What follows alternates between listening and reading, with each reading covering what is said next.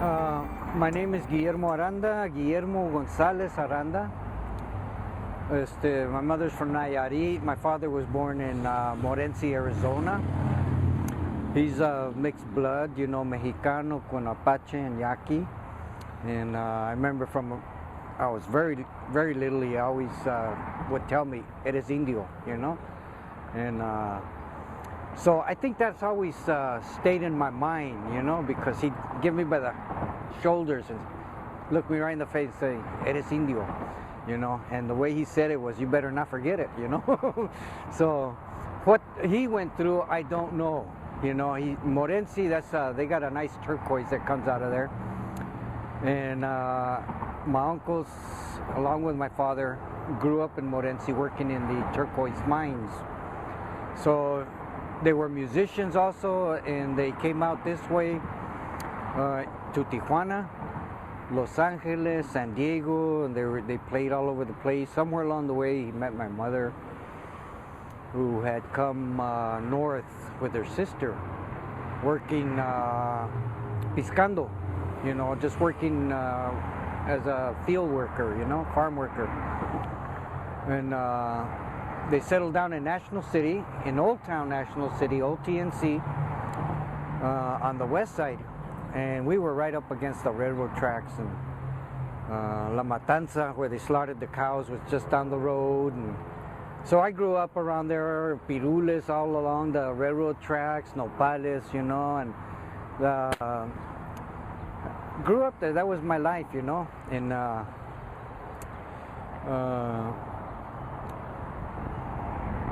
we moved every couple of years depending on work, or lived with my mom and Maria Dolores, and so where she could find work, where there was time.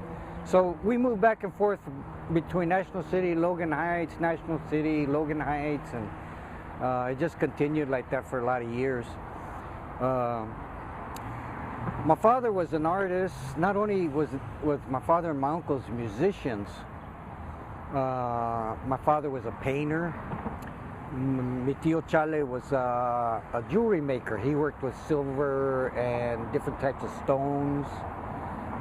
They made musical instruments for other musicians, other musical groups. Mi tío Miguel, he played the violin. And he used to make violins in his basement in a house that he had in Tijuana. And I remember I was a young kid, these dining room tables, real pretty tables with nice fancy legs, that like claws down there. And I'd be standing there, and my tío's got this vise, and he's stretching and turning something, and I'm asking him, "Tío, ¿qué es eso?" And he would tell me, "Tripas de gato," because that's what they used to use for the strings on the instruments.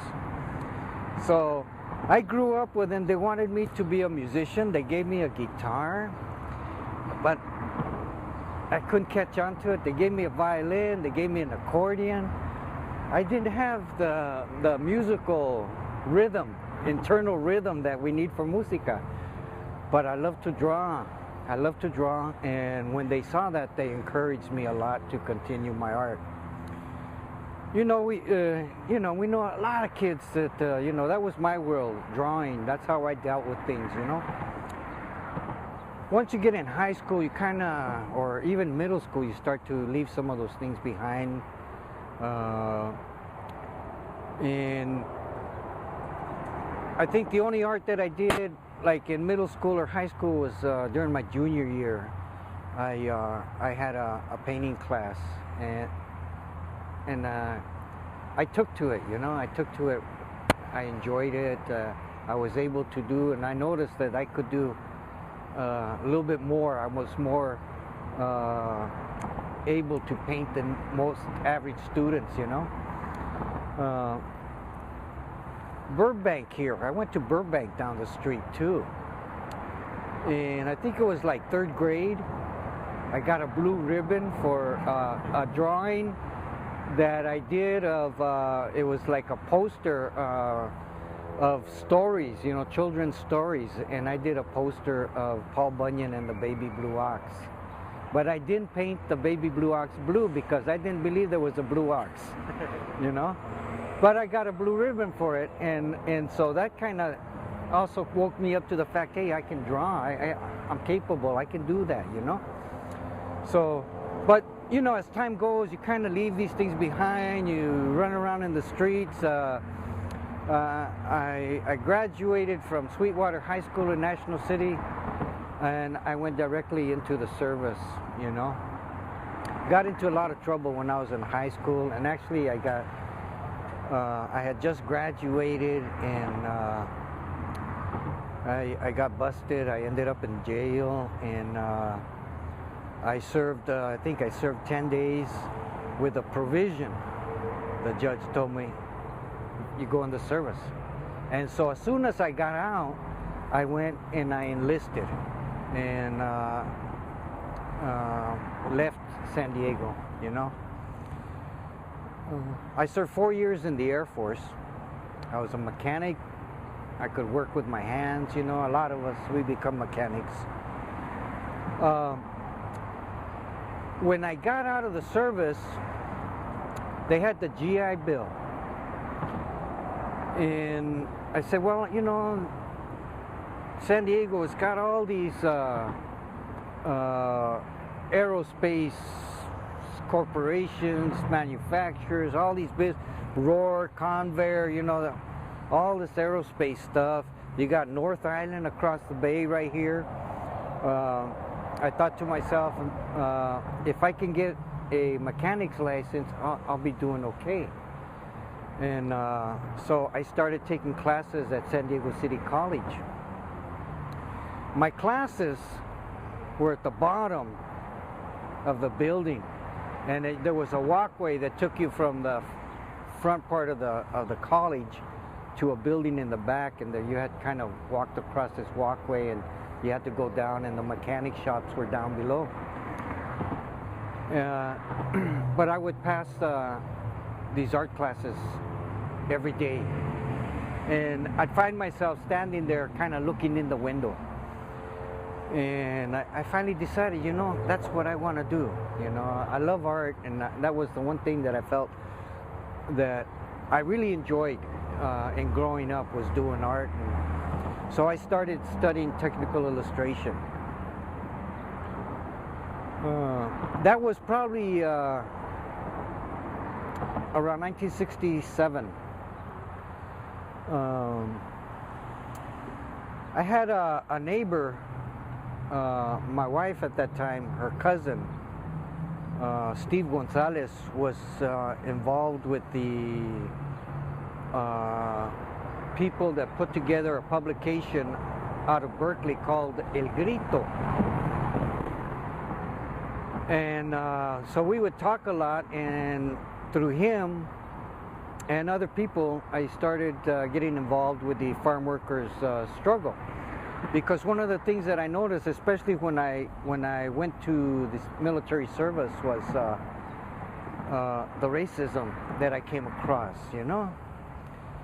Even between Mexicanos de Texas and Mexicanos from California, there was, you know, they really couldn't get along too well. So I was more conscious of the racism that was involved. I knew and I believed that a lot of the conditions that farm workers lived under, I knew it was true. I saw, well, you know, growing up in these communities, you know, I remember living in a house where we had pots and pans all over the place when it rained, you know, and if we had electricity most of the time, we were lucky, you know.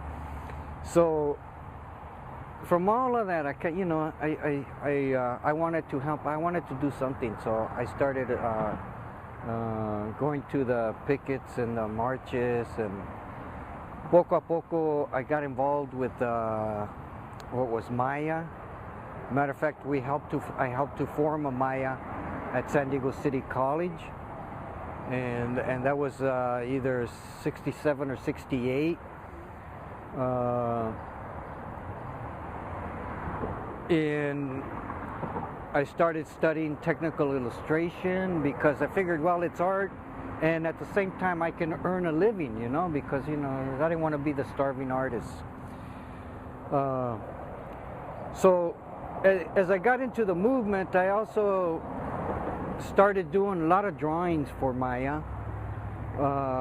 We had started celebrating Cinco de Mayo. Hey, they tell me, hey, we need a picture of Cesar Chavez and Benito Juarez and Cuauhtemoc, and so pretty soon I'm doing drawings, and so that we can put up displays here and there and exhibits, and then the musicos would come in and we'd have food, and so I started taking a role as an artist in during the great boycott that was taking place. And then the Chicano movement started coming in, and the civil rights movement, and the anti-Vietnam movement, and I think it was, to me, it was all one big movement, you know. So I eventually met Queso, somebody, hey, you know, well, this guy's an artist, and that guy's an artist, and pretty soon we're collaborating. Let's do an exhibit over here, you know. We formed a Mexican-American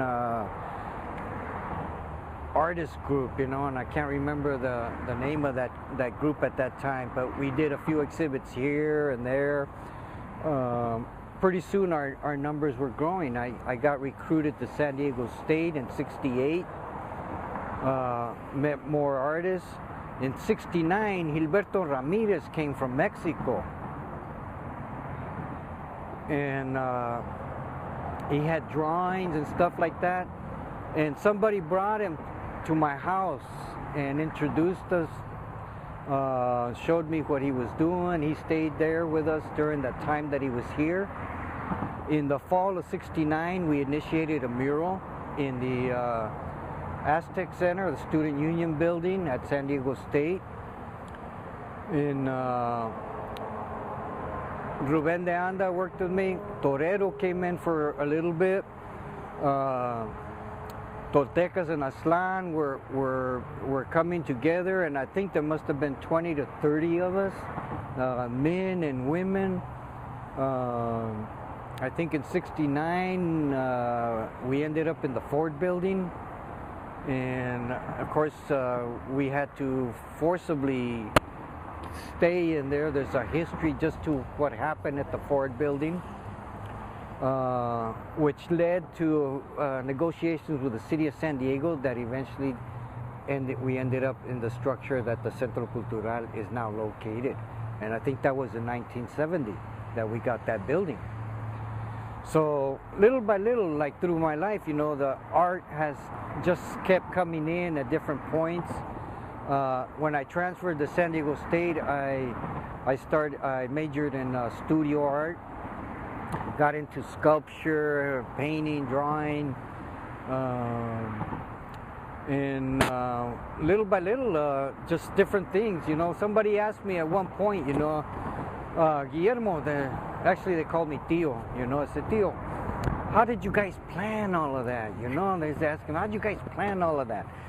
And I kind of looked at him and I said, plan? Man, we didn't plan nothing, man. It was like a wave and you just jumped on and you rode it, you know. And yes, here and there we were able to make some decisions and decide what our next move was going to be. But it was a time of energy, unity, reclaiming our heritage, our history, our culture, and we just went with it, you know. So, and each of us doing what we could at that moment, you know. So I was involved with a neighborhood house, the takeover that happened there, Chicano Park, you know, initiated the murals. We tried to negotiate with Caltrans to get permission. We wanted to do it in a legal way. Was that a group decision to create the murals? Or? Yes, yeah, we had discussed it. we had done, a couple of us had worked with Gilberto at San Diego State. We finished that one in January of 1970. I went to Mexico during that winter break in a Volkswagen van, because I had never heard about murals.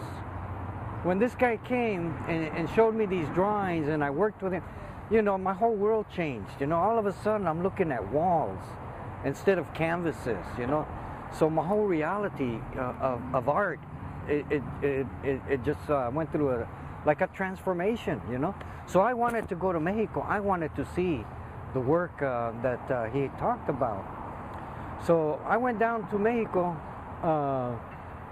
for about a month, and I just went from town to town. I had a booklet that was a tourist guide, and every time I hit a town, I would look it up, and it would tell you if there was any monumental art, and I'd go and look, and I saw stuff that, you know, most people don't see, you know.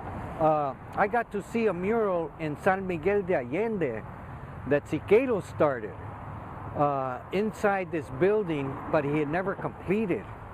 And I found this place, and when I walked in, it was like a big hall, and the ceiling was painted in all four walls, and you could see the movement of the color and the design, you know. He never finished it, but it was, I mean, just to walk in there, you could feel the energy that had taken place there, you know. So I went to Mexico City. I saw the work of Siqueiros, Orozco, Rivera, Camarena, all of these guys, you know, worked that I can't express, you know, just what I felt. When I came back, I started drawings for a mural inside the interior of the Centro Cultural. And I started that mural there during that spring, and that was of 1970. And it took me like 15 years to finish it. 15 years, because ideas were still forming in my head. I was experiencing new things. I was learning new things, and it kept changing on me. You know, I'd paint an area, and then I'd take it out and redo it. Finally, I reached the point. I said, "Man, I have to just this. You know, this concept. I got to go with the concept that I have." I continued to work on it for 15 years. I finally reached the point, says, it's never really done. I had to accept the fact that this is where it's at. This is where I'm at right now. And just detailed it out and left it at that, you know. And that was in 1985. 85, I had moved out of San Diego in 1975. After we had initiated the murals, the Centro came to be.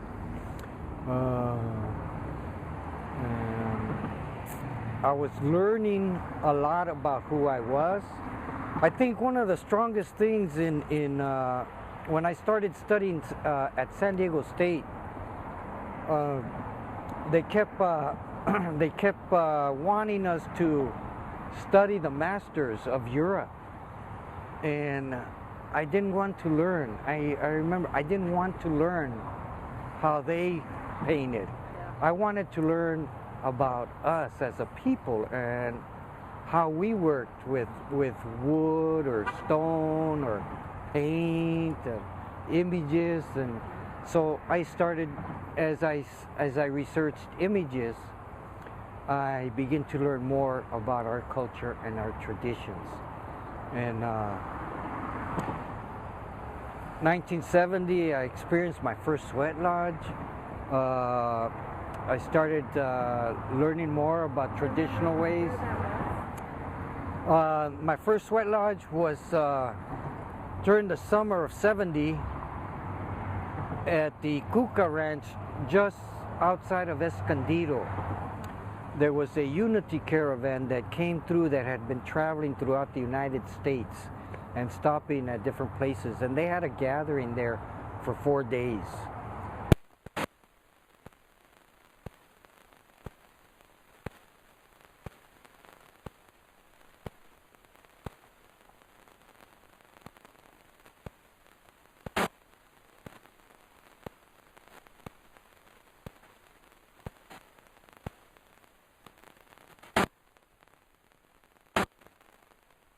As you learn our history and the influence of Christianity, especially the Catholic Church, the disruption of our culture, the destruction of the knowledge, the books that the people had kept, the changing of our names, our language. For me, it was important to know, to understand, and to try to reapply some of those things to our lives. And I think that's why I got really involved in the traditional ways of Native American or indigenous people. We learn from our relatives that are here in this area, because that's what we have access to. You know, we didn't have the computers, and all of that was not happening. If they did, we didn't have access to them. So anything we learned, we had to learn from traditional peoples, or people that were also reclaiming their traditional ways.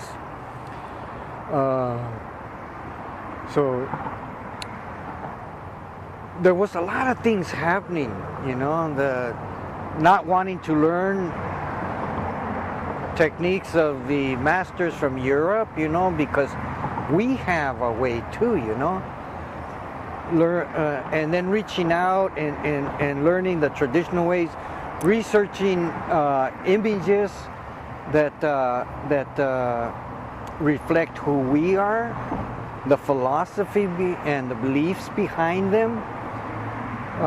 All of these things, Quetzalcoatl, the feathered serpent, you know, all these different images that, or even the history, like even the Olmec heads, you could talk about, you know, the ancient peoples that were on this continent long before Europeans set foot on this land.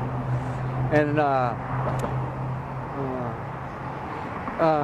I haven't changed my name, but I know a lot of people have gone back and have taken on traditional names, Nahuatl names, you know. And I think that's good, you know. I think that's good that we can identify with our traditions and our roots. But I think that we need to take it back even further. I believe we need to take it back even further and live as much as we can in those traditional ways, with the understanding that we live in a dual society. Okay, we have computers. If Cuauhtemoc needed reinforcement, man, if he had a computer, he would have been on it, right? He would have utilized. We talk about traditional ways, and some people say, hey, well, that's not traditional. I say, well, it depends, because we used at that time what was available to us. See, we use bow and arrows, where we can use an Uzi or something right now, right? You know, a different type of a weapon. But in those days, you know, we hunted with bows and arrows, and nowadays we got high-powered rifles with scopes. You know, we utilized, you know, and that's what they refer to as traditional ways, you know. But I think if Cuauhtemoc needed reinforcements, he would have gotten on that computer if he would have had it and say, hey, we need some people over here, you know. And so when we talk about traditional ways, we've got to think of how it was applied. We use manta that was made from the fibers of the maguey, because that's what we had available to us. Today, as danzantes, we use plumas from around the world because that's what we have available to us. We can get it, we have access to it. And I think that's what it was about. You know, when you talk about traditional ways, it's what you had access to. If we made paper from the bark of trees, that's what we had. You know, that's what was available. So maybe tradition isn't just material culture. It's yeah, what is it? yeah. In Values, perspective. ask me again. So maybe tradition isn't about just material culture. It's about a perspective. It's a perspective. Yes, yes. So you know, I want to relax, listen to some music, you know, have a cup of coffee. But I want to be proud of who I am too, you know? And I want to reflect that as much as I can in any traditional ways that are available to me. Maybe we'll use material that's available, but we'll design camisas that look like tamanta shirts, you know, but I like the thick collars, I like the thick sleeves, you know. So it'd be a little different, you know, because of what we've experienced today. We walk in two worlds, you know. We have to deal with society today. Education is important because that's a powerful tool, you know. Politics is, I don't like to get into it, but if we don't speak up politically, we're going to be left out as to what's going on. So we have to understand what's going through Congress or the House of Representatives so that we can say either yes or no, because these things affect us, you know. At the same time, that doesn't mean I can't go in my backyard and plant my corn and my squash and chiles, ¿verdad? And reflect in different ways. Family, you know. I think traditional ways dealt with family. It was about familia. We were all relatives. My nephew, my sister, you know. All the adults were uncles and aunts to the little kids, and we watched over them, you know. It's not like today, you know. We hardly even know our neighbors, you know. We knew each other, you know. We knew who your parents were and who your aunts and uncles, your grandparents, and so, you know, when you did something, we'd say, hey, don't, you know, and the kids would listen because they know my mom and dad, right? They're going to tell my abuelita and she's going to get all over me, you know. So we listened, you know, to adults, you know. My mother, when I was younger, I remember she used to refer to the police as, ahí vienen los tíos, okay? You know, so where that came from, you know. But there was something to saying, hey, you know, we're related in some way. They look after us, or they're around, you know, as long as you're not disrupting things, right? So, pero, yeah, they used to call them los tíos, you know, the police, okay? I know, you tíos, you know, so, yeah, so it deals with a perspective, a philosophy. It deals with how you want to live your life, you know. So. Can you talk a little bit about that day when everybody came out here and whose idea that, not whose, it was a group idea, but you know, what well, happened? Toltecas, you know, Toltecas. We had Toltecas happening. I had different people helping me with the mural inside the Centro, La Dualidad. A few of us had helped Gilberto Ramirez with the mural at San Diego State. I had gone to Mexico to see all the murals down there, came back real inspired. And Chicano Park had happened, and we got to talking about, hey, we need to do some murals, you know. Queso had these drawings.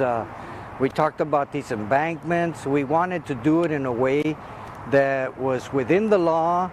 And so we approached Caltrans, and their process of doing things takes a long time. And we're talking a few weeks, a couple of months down the road, you know, celebration coming up. And so we're doing research on paints, materials.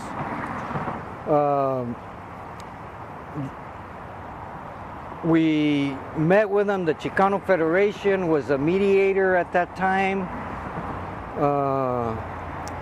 No decisions could be made in the time that we had. So when that day came, we just went right onto the walls. And that was Chicano Park Day. That was Chicano Park Day. We had come the day before and primed the walls, and we had scaffolds here, and we had the paints. What do you use for scaffolding? We had a single tier scaffold that we had gotten from that the Centro had gotten from a scaffold company. Victor had the connections, Victor Ochoa. So I think we had two sets, one for across the street and one for here. And we set up tables out here on the edge of the sidewalk. We put the paints out there. We put the brushes out there, buckets with water. And every year we had been coming to the park. Toltecas would come. We had a gas generator for the amps and the mics, you know.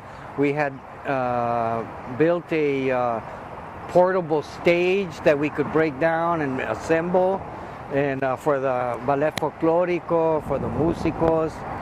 So we had our regular celebration, and at a certain point we announced over the microphone that we were going to do this, and we asked everybody that would like to participate to initiate these walls to come on over, that we were ready right then and there. And so we had about 200 or more people come out of the park over here. No design or anything? No design, no nothing. No design, no nothing. I had a ladder.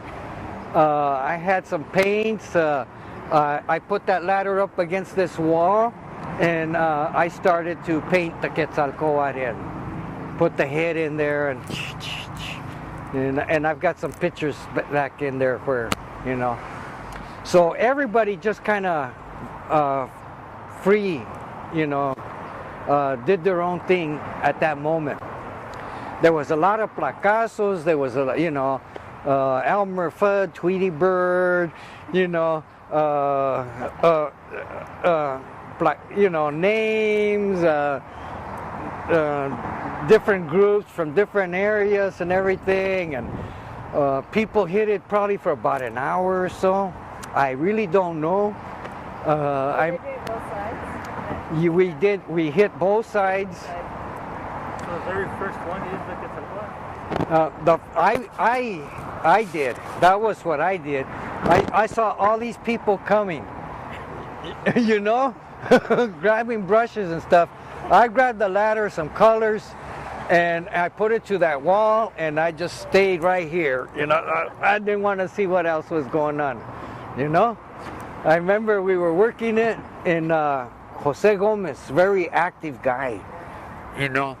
I was standing on the sidewalk back there, and he comes up to me, you know, and he's all pissed off. He says, "Man, you guys messed up," and I forget his exact words, but he was upset.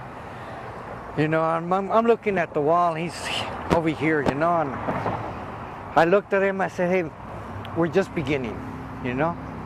So I think when I told him that, is like I made a commitment, I'm gonna stay here and finish off whatever we can do.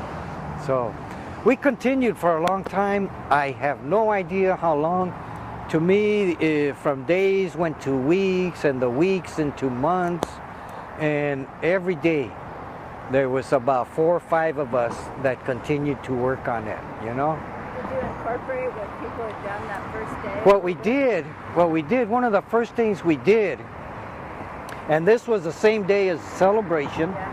after everybody had left and pulled back and went back to the festivities, is we began to take out the placazos, the names. From that point on, we tried our best to integrate, you know, as much as we could of what people had done. This guy right here was kind of a collection of images, you know.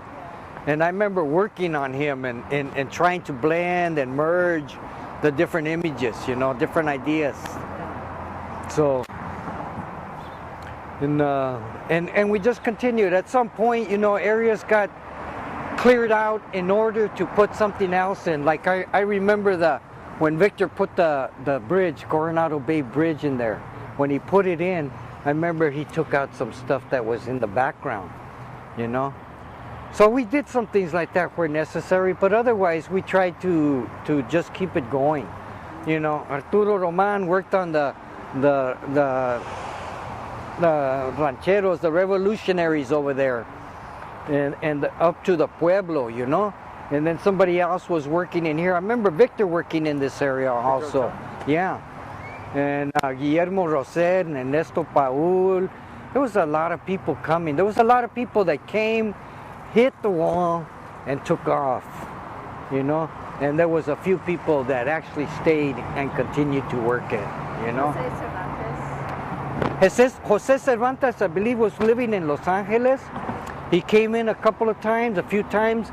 I remember one time we were close to finishing, and I hadn't seen him in a while, and then all of a sudden I realized he was on the wall, and he was coming in, and he was working with black and laying black in shadow, and to me it's like he brought a lot of stuff together, merged it with the work that he was doing. So I remember that time, you know, it's wow, you know, it really felt really good to see that happen.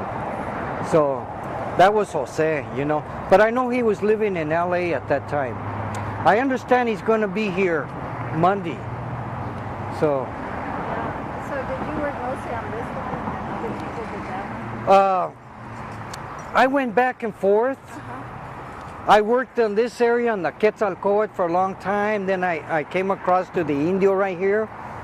I worked on this area, and then I went across to somebody had put the flames and the skeletons across the way down here on the lower side, and I went over there and I cleaned them up, and I was working from that chain link fence to the right.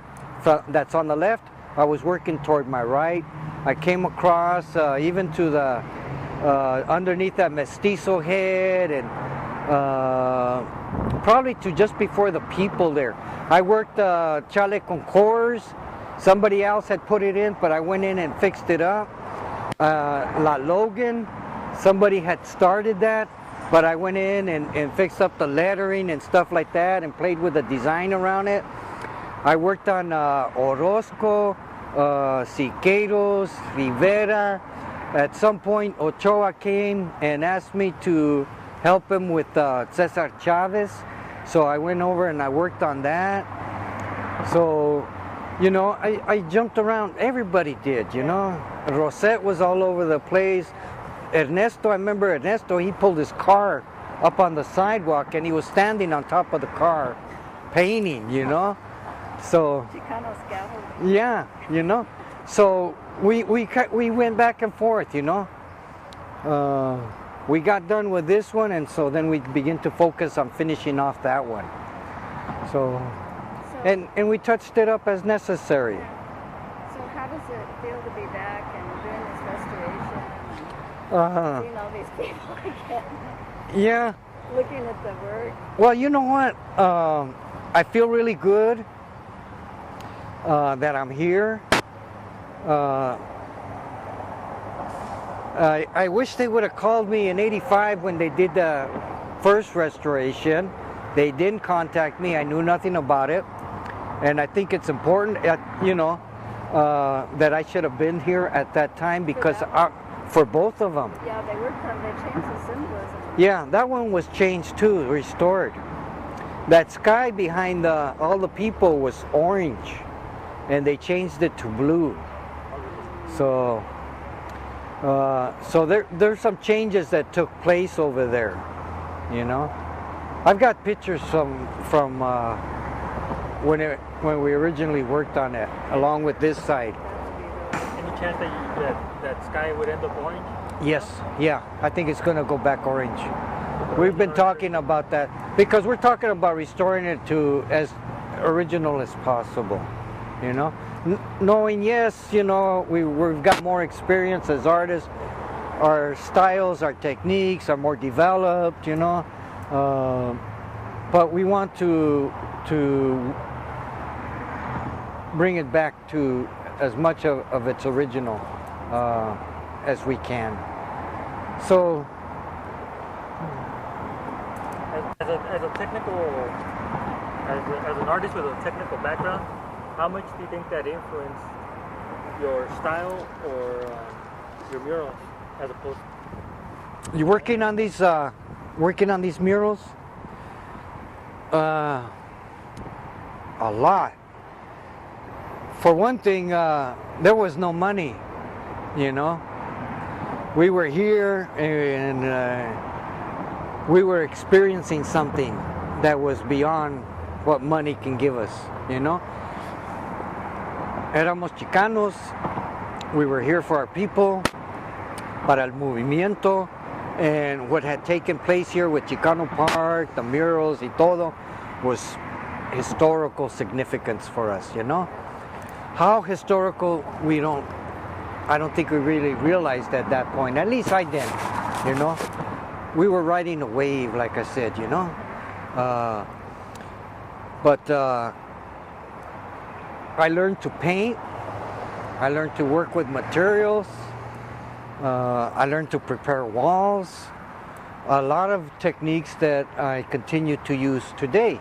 We're working with a material called acryloy B72 now.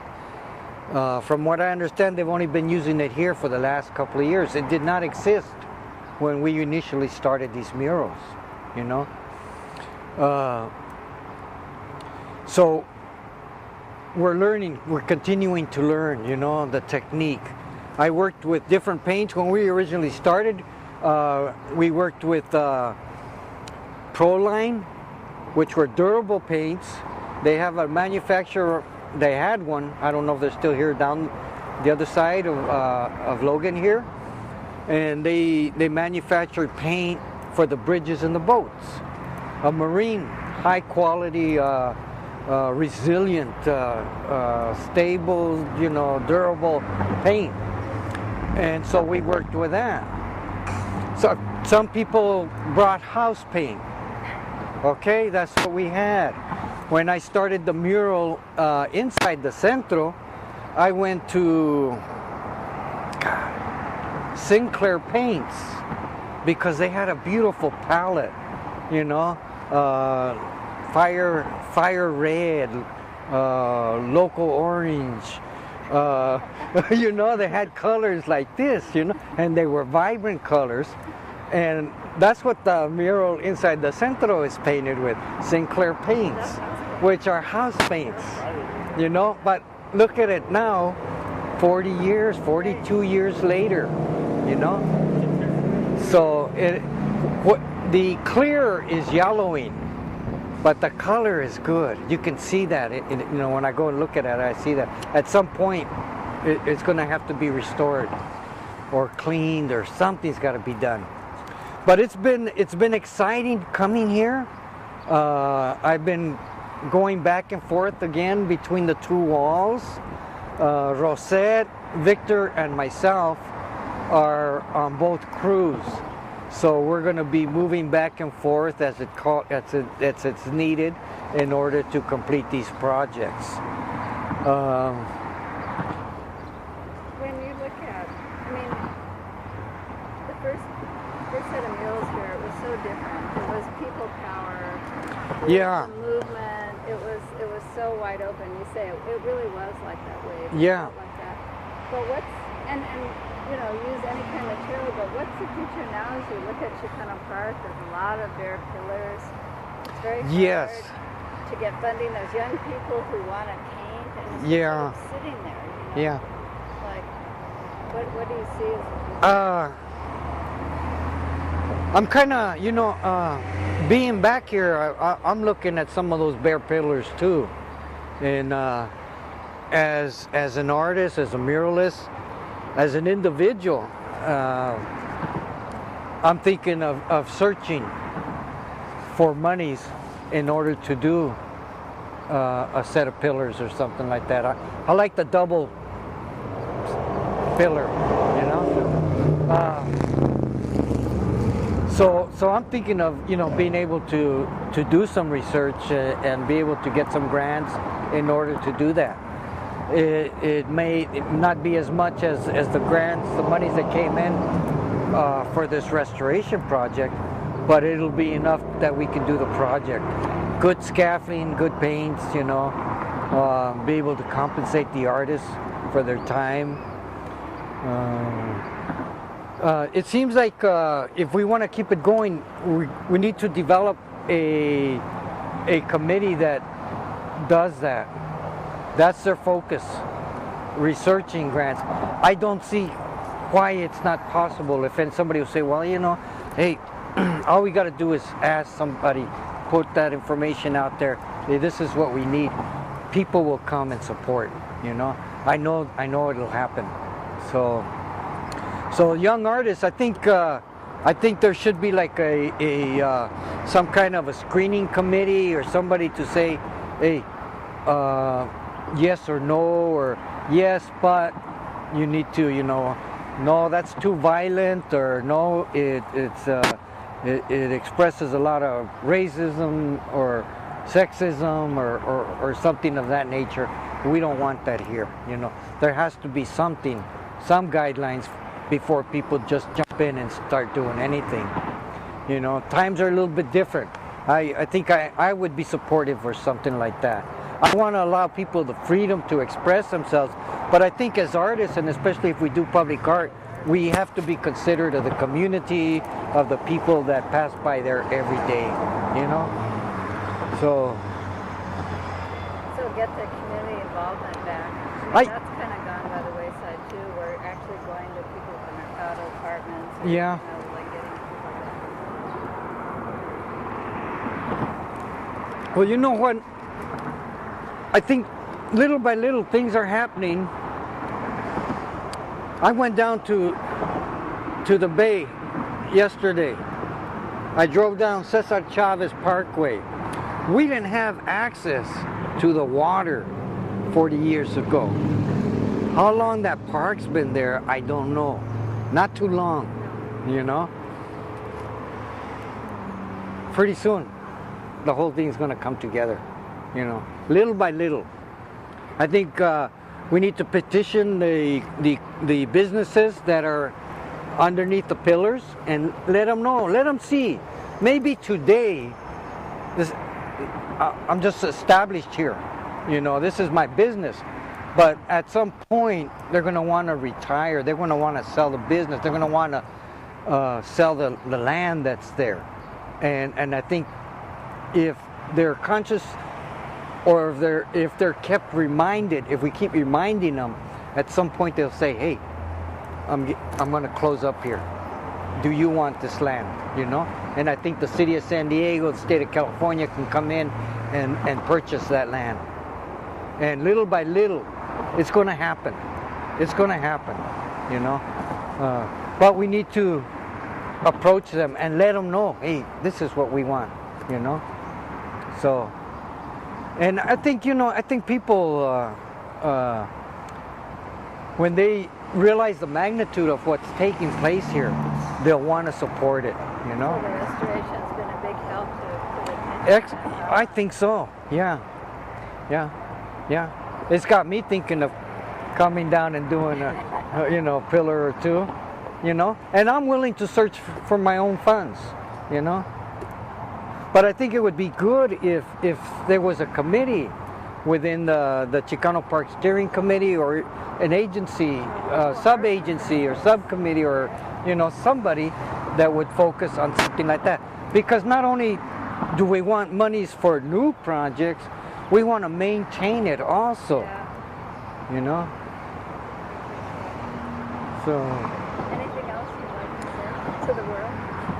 Well, I'm just happy to be here, and I think about a lot of my students over the years, here and up north where I'm teaching, and I've got probably about 80 murals up north.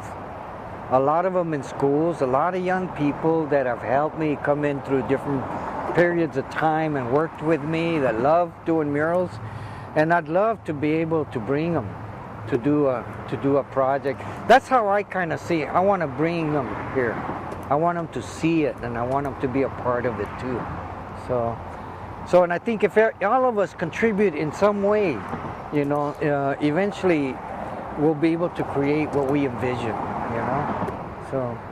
Can I ask one more question? Yes. That came up. What's your approach? What's an approach now? I know you said you went to Mexico. In Mexico, the murals, they relied strictly on big stencils they made, right? Like most of the murals were made with stencils that they made freehand. And so here the approach was different. I understand it was more freehand. What's your approach now with all the experience you've had? I like to work out my designs. You mean technique? You're talking about technique, right? Yeah. Somebody calls me, gives me a call, and tells me they want a mural. They have a wall, indoor, outdoor, whatever it is. I go down there, I look at it, I check out the surface. What does it need? If it needs anything, I measure it, and I do a scale drawing, and I use the grid. So when the time comes,